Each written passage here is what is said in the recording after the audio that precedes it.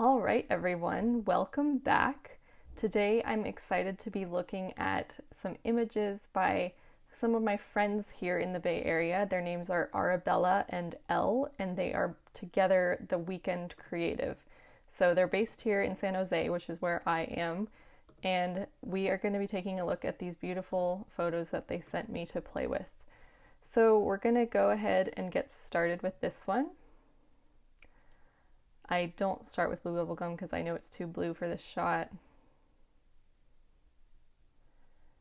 Which one do we like best? Marshmallow is nice.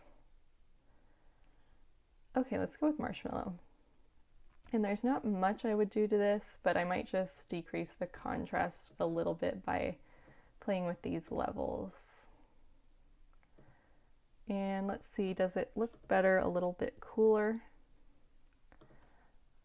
It could go either way. Maybe bring back a little bit of the orange. Okay, I would say that I am happy with that. And as soon as I say that, I change something else. Maybe less clarity. Okay, there we go. I'm happy with that. And we could copy and paste, but this is a tutorial, so we're not going to do that. Ooh, bubblegum looks nice. So does butterscotch. Let's go with bubblegum. And first thing I'm noticing, the reason this is called bubblegum is because it has really pink shadows. I'm just going to tone those down a little bit and make the orange a little oranger instead of red. And I don't think oranger is a valid word, but it communicated what I was trying to say. That is looking good to me. So we could add some grain and enable profile corrections. Grain gives it some grittiness, which I kind of like. So we'll leave it like that. Nice. I love this idea of using the shopping cart for cool shadows. That's such a creative way of, playing with pretty much a typical boring suburban scenario, a shopping cart with a wall, pretty simple backdrop, but you made it look completely amazing. This was actually, these two images were part of the paper challenge, which we did a few months ago in the Facebook group I run, and they did a great job with it. They always do the challenges, and the one up here is the vegetable challenge, and they did that too very well. So they are always on top of the challenges. Anyway, which one do we like best here? I like something that really brings out the red more than orange. So jelly bean's nice. So is gumdrop for kind of a low contrast look. I like a lot of these right now. Let's go with jelly bean. But I am gonna decrease the contrast, so I just liked the tones it had to start with. And I'm gonna make the let's do lens corrections. I'm gonna make the orange, well, it's probably orange and red in this case, but I'm gonna make the red a little bit more red. And the orange more red. Okay, and then I will clone out just the biggest spots. I know it's not very entertaining to watch someone clone, so I'm not going to get too perfect with it, but just the biggest little distractions. Biggest little oxymorons are fun. Okay, that is good enough. I love that shot. Such a cool way to play with a paper triangle. Okay, now we have another piece of paper. Let's see. This lighting is trickier because when you have, she's nicely exposed, but when you have really bright behind a shaded place, that can be tough. But you guys did it well, and let's see what we can do. Butterscotch looks kind of nice. Which one? Peppermint also looks nice. Let's go with butterscotch. First thing, I'm seeing vignetting, so I'm going to go to lens corrections. That got rid of a lot of the vignetting. Secondly, the green is a little bit too much in this case. I'm just going to dial it back. Too warm. And now we want to bring back some of that yellow. The question is, do we want it to be more green or more orange?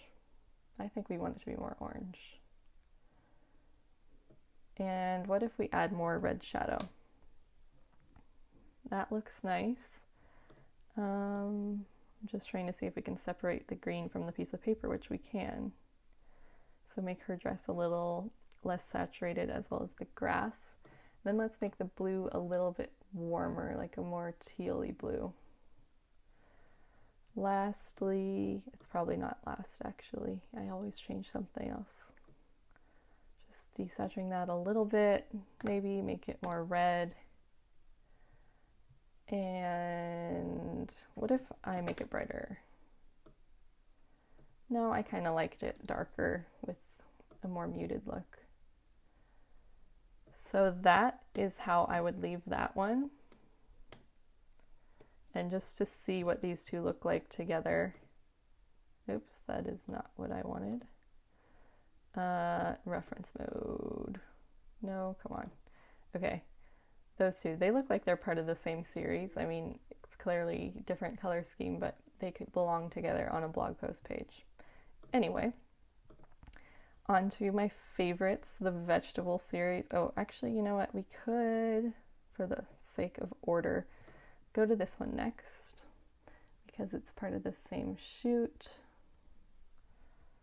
Butterscotch looks nice again. I find that usually the same preset looks nice on the same set. Like when I'm editing, I usually just copy and paste throughout unless something is like drastically different, then I use a new preset. So caramel or butterscotch? Let's go with caramel, and we're going to brighten it up a little. And we're going to reduce the red a bit just because it's very strong, and make it more orange so it's not as glaringly different from the orange in the background. And while we're at it, let's reduce the orange a little bit. And what is this color registering as? If you don't know what a color is, this thing is very helpful. You just kind of go like that, except in this case it's kind of annoying because you can't isolate this one thing because it's tied to orange and red. So you see that when I do this, the orange and red ones are moving. Unfortunately, it's not magenta because if it wasn't, we could isolate that easily. But we are just going to have to deal with it. And I took the orange way too far over when I played with that. So if I was going extensively to edit this, I would probably take this into Photoshop and just saturate it a little bit more instead of saturating everything because, you know, it deserves a little more color. But for now, we're just going to let it be. That's why you should always do lens corrections first because then it gets brighter. Okay, so that is where I would leave that shot. And I'm just going to change the order of these because the vegetables belong together. One more from, I believe, this same shoot. Didn't organize these very well. Two blue, bubblegum looks nice. Ooh, like caramel. And cotton candy. Let's go with cotton candy. Lens corrections. Obey your own rules. Okay. I really like that. I don't think anything else needs to be done. Nice pose too. And I love the fact that his hand is blurred in the foreground. Okay, that one was, what did I say? Cotton candy? Yeah, it was cotton candy. Okay, on to the vegetable shoot. So we have a lot of color going on here. Definitely going to require some modifications, but hopefully not too many. Let's go with butterscotch. I'm going to adjust the crop just so we don't have to deal with this, although it would be very easy to get rid of in Photoshop, but not opening Photoshop in this video.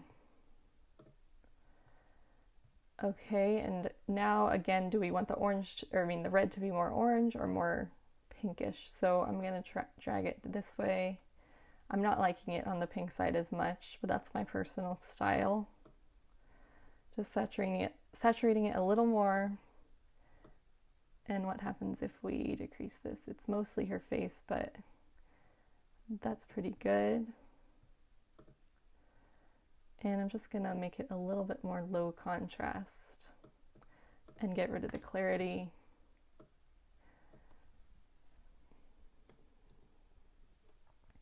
What happens if we warm it up or cool it down? That's very subtle. Okay, definitely needs to be on the, wait, where are my numbers? On the warmer side. Okay, so that's pretty much where I would leave that one. Started there, and we pretty much just warmed it up with, you know, some contrast in there. I am seeing there's like a tiny bit of purple and blue right there. Let's just look. We can desaturate it. There's like specks of purple in her hair. Not because she has purple hair, but because of the light and the shadows. Okay, cool. So that's that. Now a totally different, really strong purpley blue color. Normally I don't like to work with this color, and you might see why in a second, but can be a very, you know, strong color for the camera to handle. And the editing tends to be a little tricky, but let's see. That one is like overwhelming, but Wickham actually looks pretty nice. Don't want it to be truly purple, but that could always be adjusted. Let's go with bubblegum. And what we're gonna do here is lens corrections. And we are going to brighten it up. And let's see if we warm it up, what does that do? So we want some more color in her face. I find that one of the reasons I don't like working with this color is because it just is such a strong contrast to skin tones that it just can mess with your oranges and reds. And especially if they have darker skin, people with darker skin, the shadows tend to register as blue or purple, which can make your life really difficult when you're editing with this color. So the biggest thing is, like, we're kind of seeing different shades of blue and purple in here, and we want to play with blue and purple sliders to even that out. Like, I'm going to make the purple more blue and the blue more purple, just so they kind of meet in the middle. And what's up with the orange? We need a lot more of that in there. Is it registering as yellow? Her hair is. Okay, that's good. And what if so this is all personal preference. I kind of like it with the warmer shadows, but I also kind of like it without. So warmer wins out this time. And just finely tuning this blue color. So that's where it started. That's where we are right now. And more warmth really adds to her skin tone, but I don't think it's all that necessary.